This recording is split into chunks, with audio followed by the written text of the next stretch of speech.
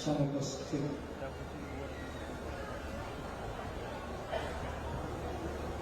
समस्त संत वृंद उनके चरणों में प्रणाम करता हूँ एवं भक्त वृंद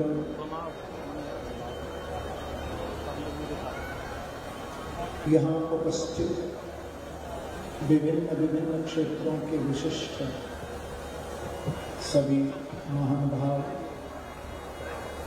अष्टोत्तरशत पारायण के सभी विद्वान,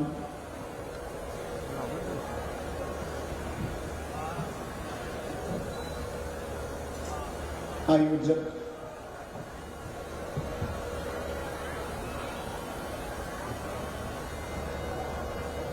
बालाजी ट्रस्ट, मेहंदीपुर बालाजी ट्रस्ट,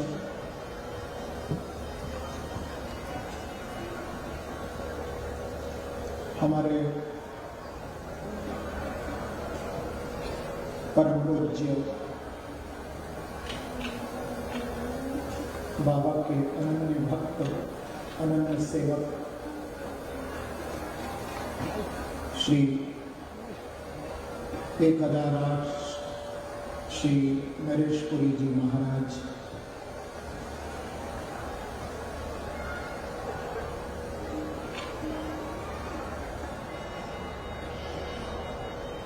भागवत कथा में कुछ बातें बड़ी विचारणीय होती हैं।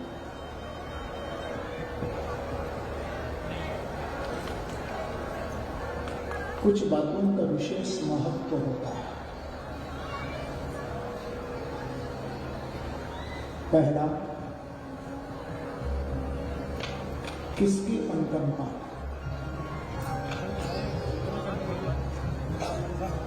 यानी अनुकंपा, कृपा।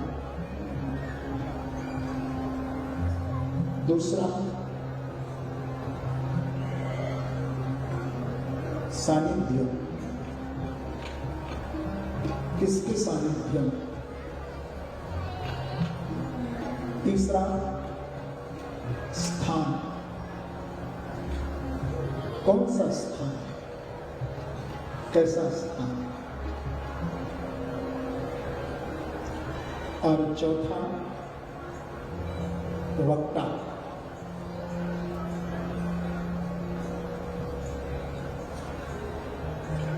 तो वक्ता तो आपको जैसे हैं आपके सामने बैठे जो आपको कथा सुना, लेकिन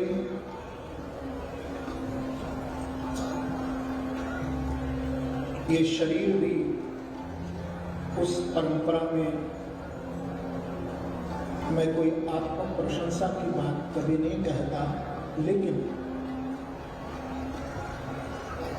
कभी कभी बात कहनी पड़ती है। जिन्होंने आज से 500 साल पहले श्री धाम वृंदावन में बांके बिहारी जी महाराज को प्रकट किया था, तानसेन बैजू बाबरा के संगीत गुरु स्वामी श्री हरिदास जी महाराज की उस वंश परंपरा में इस शरीर का जन्म हुआ है, जो आपको भागवत से ये प्रभु की कृपा है।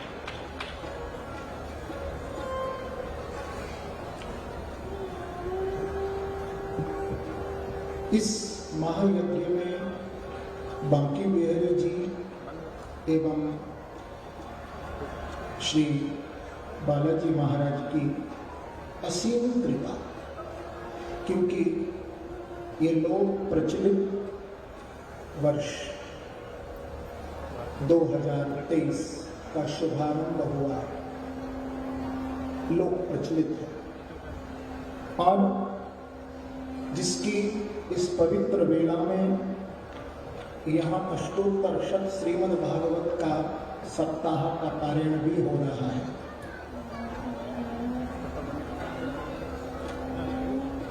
लेकिन इस महायज्ञ में 3 बातें मैं विशेष रूप से कहूंगा। प्रेम से कहिए श्री राम देव। श्री राम। पहला विशेष बात है पल, दूसरा है फल और तीसरा है बल।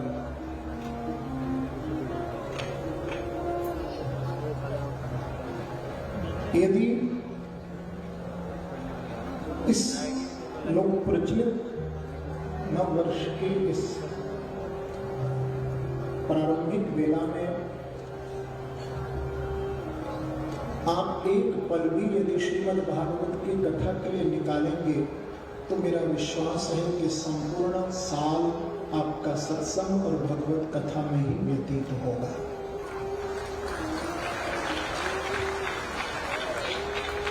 एक घड़ी आधी की कोई आध, तुलसी संगत साध की कटे कोट फटा।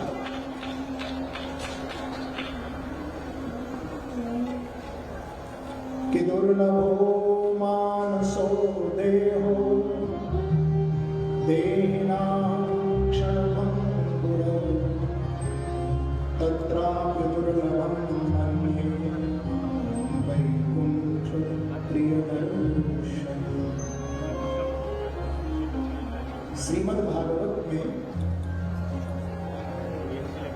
राजा यमी ने नवयोगेश्वरों को प्रार्थना की।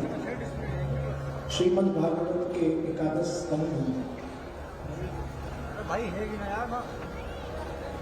कि प्रथम तो ये मानव शरीर बहुत दुर्लभ है।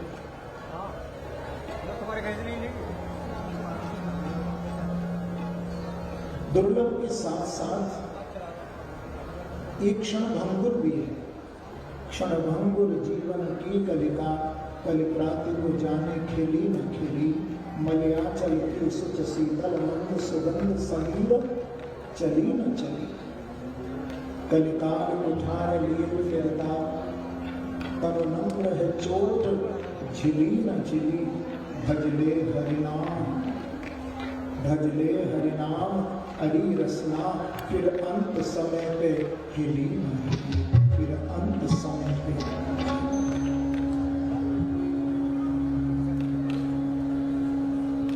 एक क्षण भंगुर है।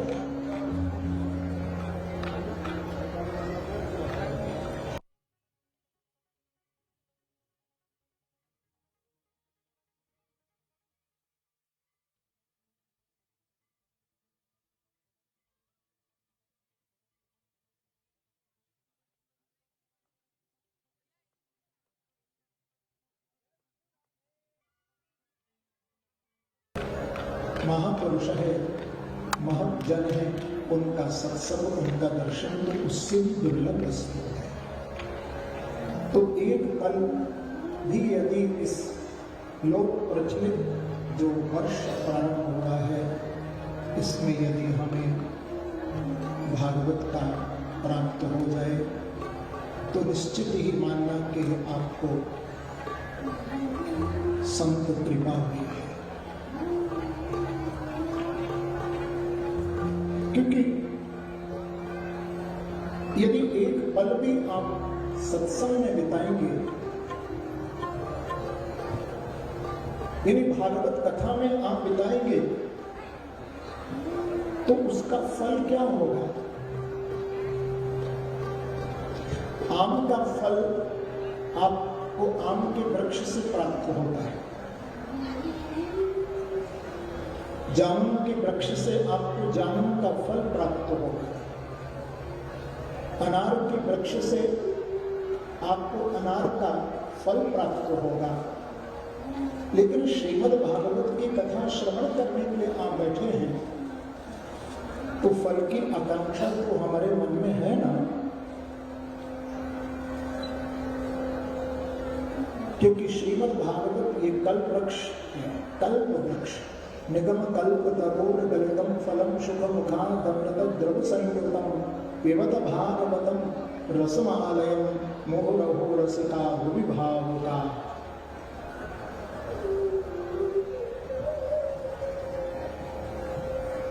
तो अनार का वृक्ष हमें अनार का फल देता है, आम का वृक्ष हमें आम का फल देता है। जामुन का वृक्ष हमें जामुन का फल देता है, लेकिन ये जो कल वृक्ष है ये क्या देता है? जिसके लिए आप एक पल निकाल रहे हैं, आप कथा सुनने के लिए बैठे हैं, तो जो भागवत के लिए एक पल भी देगा उसको मनोवांछित फल प्राप्त होगा। मनोवांछित, जैसी आपके मन में इच्छा होगी उसके तद अनुरूप आपको फल प्राप्त होगा।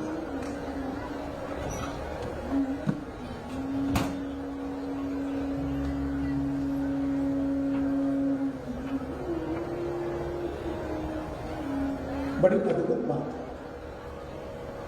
भागवत के लिए एक पल हमें मनोवांछित फल प्रदान करता है, लेकिन श्रीमद् भागवत जब जब जिसको प्राप्त होगी, मैं निवेदन करूं, न तो ये धन बल से प्राप्त होगी, न ये भागवत आपको समाज के बल से प्राप्त होगी।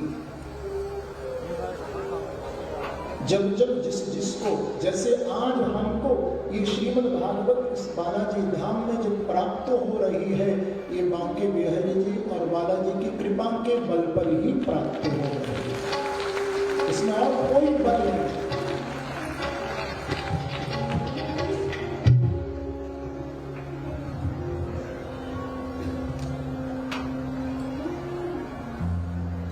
इसमें केवल कृपा बल है, उनकी अनुकंपा।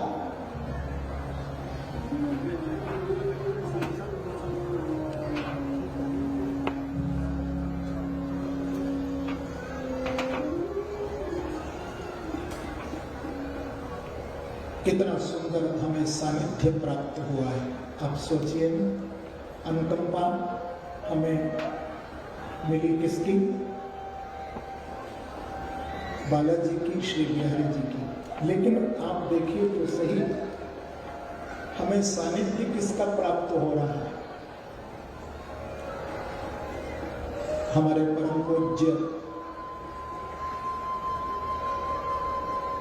1008 हमारे नरेश पुरी जी महाराज के सानिध्य में बैठ करके आपने श्रीमद् भागवत,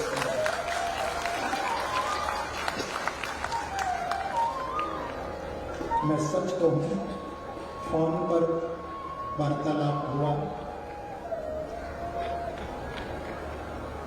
साक्षात्कार भी हुआ, लेकिन आपके अंदर जो विनम्रता है, केवल विनम्र ही नहीं, आप सुयोग्य हैं, आपका चरित्र एक उज्ज्वल है, आप परम विद्वान है। ये सब गुण सबके अंदर प्राप्त नहीं होते महाराज। मैं तो इसे श्री बालाजी महाराज की कृपा ही कहूंगा आप पर। आप सुयोग्य हैं, इस गद्दी के आप हकदार हैं, आप चरित्रवान हैं, आप विनम्र हैं, आप उदार हैं, ये मेरी अनुभूति है। आप परोपकारी हैं, आपके हृदय में निरंतर परोपकार का भाव बना रहता है।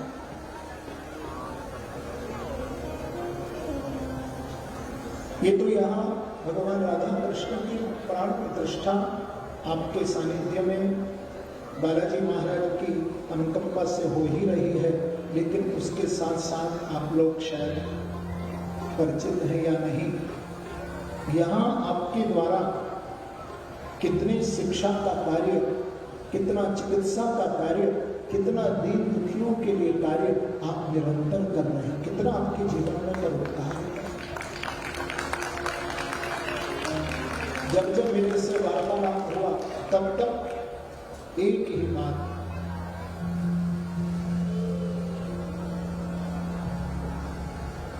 कैसे समाज का जीवों का हर वर्ग का कल्याण, बस यही बात, यही।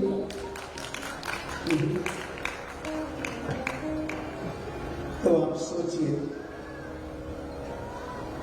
जिनका सानिध्य प्राप्त हुआ हो ऐसे महत्पुरुष का, तो मुझे लगता है अभी 6 दिन तो कथा होगी ही। मुझे लगता है आज ही हमारी कथा सुनना सफल हो गया, क्योंकि आपके सानिध्य में हम सब हो गए।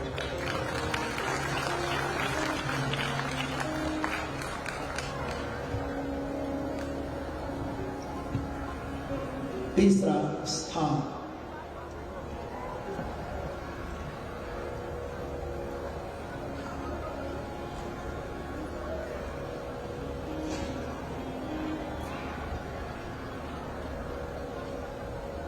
मैं लगभग 38 साल पहले भी महाराज आए थे हम यहाँ भागवत करने के लिए। युवा अवस्था में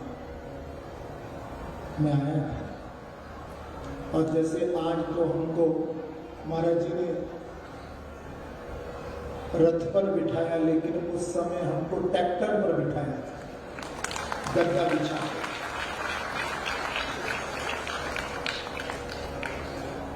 ट्रैक्टर पर शोभा यात्रा निकली।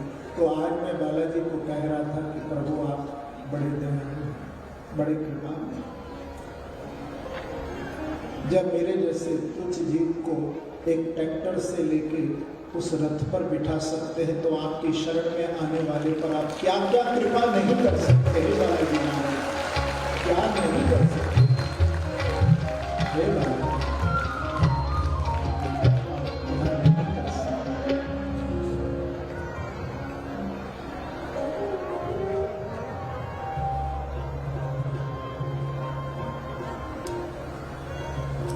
क्योंकि भगवान और भक्त का एक परस्पर संबंध है।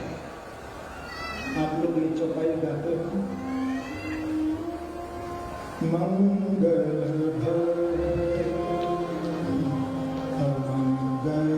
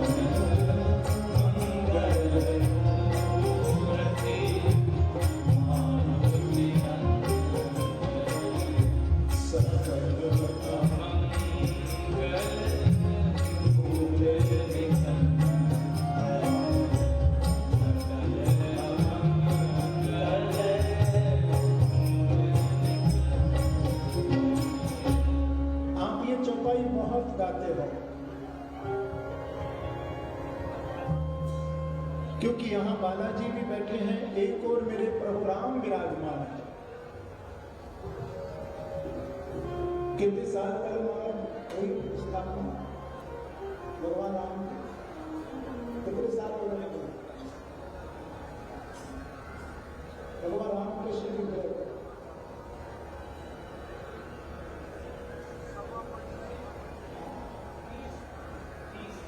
30 साल पहले भगवान राम जी विराजमान हुए थे बालाजी के सामने, और 30 साल बाद बिहारी जी बोले मुझे क्यों नहीं बुलाते हो?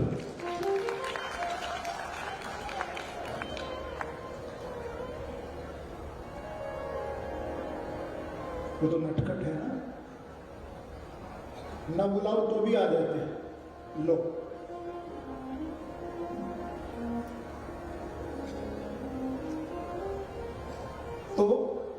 मंगल मूर्ति मारुति नंदन और मंगल भवन अमंगल। वाह, कितनी बार आप गाते हो ये चौपाई, कितना इसका पाठ करते हो आप, लेकिन कभी विचार किया राम मंगल भवन है, लेकिन हनुमान जी कौन है? हनुमान जी मंगल मूर्ति है। राम तो केवल अमंगल हरने वाले हैं, लेकिन मेरे हनुमान जी महाराज अमंगल को जड़ से उखाड़ फेंकने वाले हैं। कितनी शक्ति प्रभु ने अपने हनुमान को दी, देखो तो सही।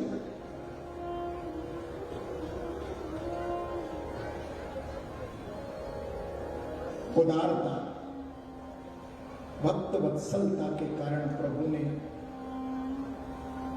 उनको ये अपनी शक्ति प्रदान की है, क्योंकि मंदिर की शोभा मूर्ति से है।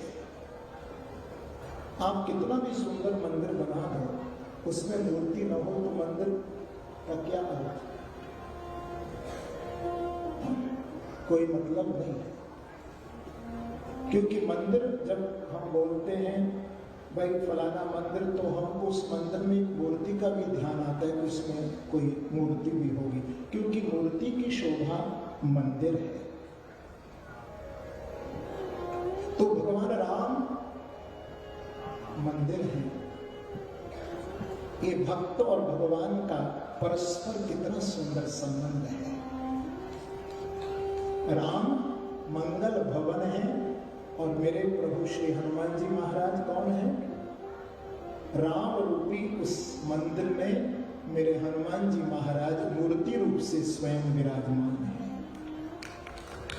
भक्ति भक्त भगवंत गुरु चतुर नाम बहु एक, इनमें कोई भेद नहीं है। राम से अधिक राम कर दास।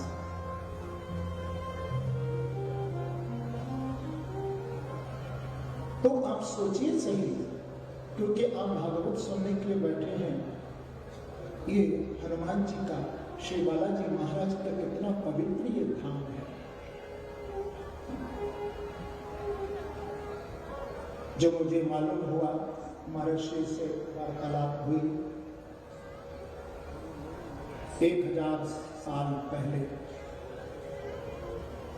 श्री बालाजी महाराज का प्राकट्य हुआ। 1000 साल स्वयंभू, किसी मूर्तिकार के द्वारा यह मूर्ति निर्मित नहीं, स्वयंभू। और आपके ही पूर्वजों को स्वप्न हुआ था, और स्वप्न में जब वो चल करके आए तो ऐसा मैंने महाराज जी से जब वार्तालाप हुआ तो आपने बताया कि हजारों दीपक जलते हुए दिखाई दिए और घोड़े हाथी दिखाई दिए इस स्थान पर जहां आप भागवत सुन रहे हैं।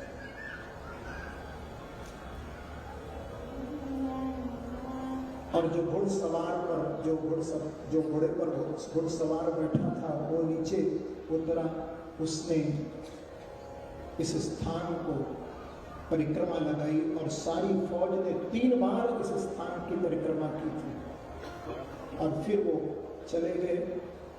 आपके पूर्वज जब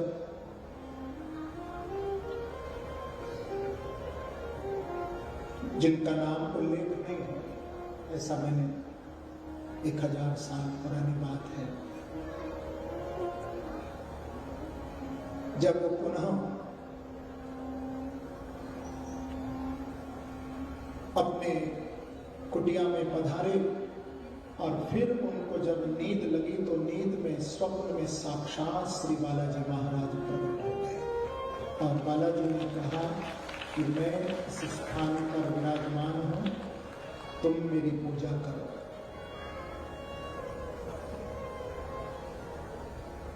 तीन रूप से श्री बालाजी महाराज, दूसरा प्रेतराज महाराज और तीसरा भैरवनाथ विराजे। ये दिव्य स्थान है।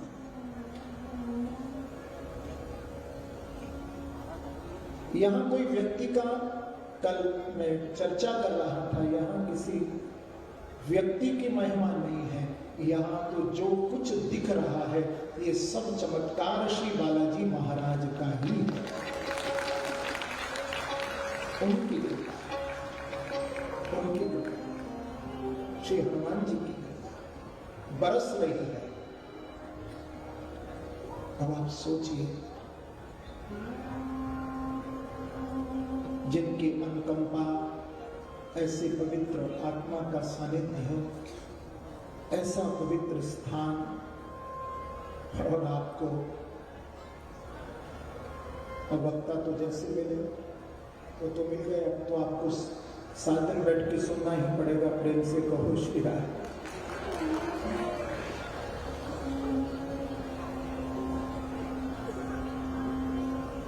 तो अनुकंपा,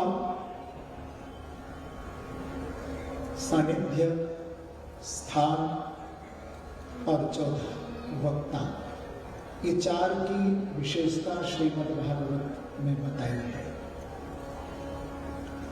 तो हम लोग बहुत भाग्यशाली हैं भैया। मैं आप लोग तो अपने को भाग्यशाली अनुभव कर ही रहे होंगे। मैं देश और विदेश में श्रीमद् भागवत की कथा कहता हूँ, लेकिन जब मुझे महाराज श्री जी ने निमंत्रण दिया तो मुझे लगा कि आपके मुख से साक्षात श्री बालाजी महाराज मुझे भागवत सुनने के लिए बुला रहे हैं।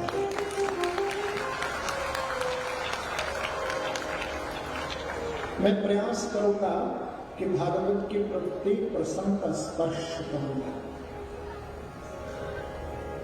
ये माघ का महीना है और इस माघ के महीने में इस पवित्र स्थान पर बैठकर के जो श्रीमद् भागवत की कथा को श्रवण करेंगे, मेरा विश्वास है कि जिस संकल्प को लेकर के यहाँ बैठकर के वो कथा सुनेंगे, उनके संकल्प को, उनके मनोरथ को मेरे बिहारी जी और मेरे श्री बालाजी महाराज अवश्य पूर्ण करेंगे।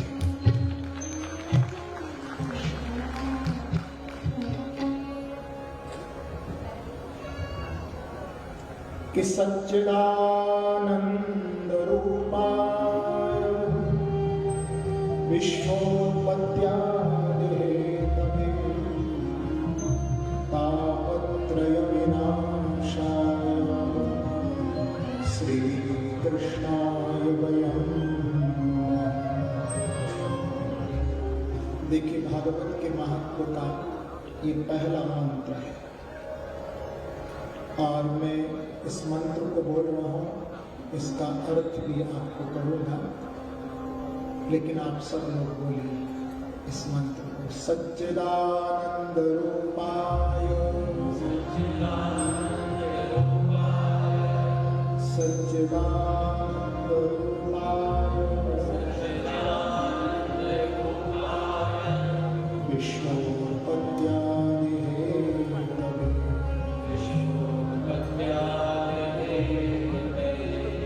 तापत्रय विनाशाय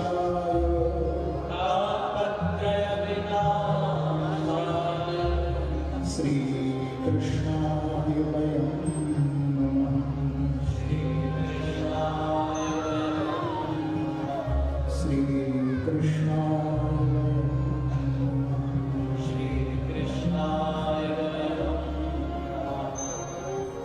जो सत्य चित आनंद रूप है, विश्व की उत्पत्ति, स्थिति और प्रलय के जो मूल कारण है, 3 प्रकार के तापों को जो दूर करते हैं, ऐसे राधा कृष्ण के चरणों में हम सब प्रणाम करते हैं। श्री कृष्णाय वयम्।